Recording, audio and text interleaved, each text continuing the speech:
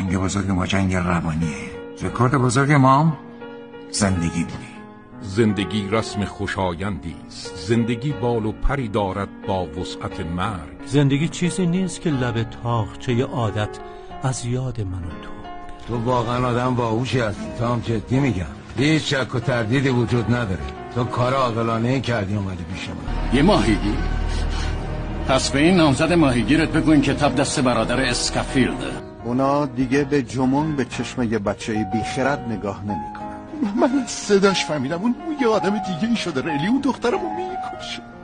عزیزم یه دفعه با زبون خوش همه چی رو برات روشن کردم. نمیخوام درگیری تو با درامگول به اینجا بکشه. میبینی که به نظرم تو مرد اندیشمندی هستی و از این لحاظ ایوان تمیز ترازی نداشتی؟ این خیلی کثیفه.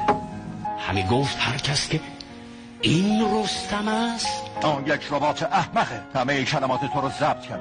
دلم برای کارم تنگ میشه. دلم من مسافرت که میرم، یه چند روز که مسافرت هستم، واقعا دلم برای محیط کارم، برای همکارام و دوبله تنگ میشه.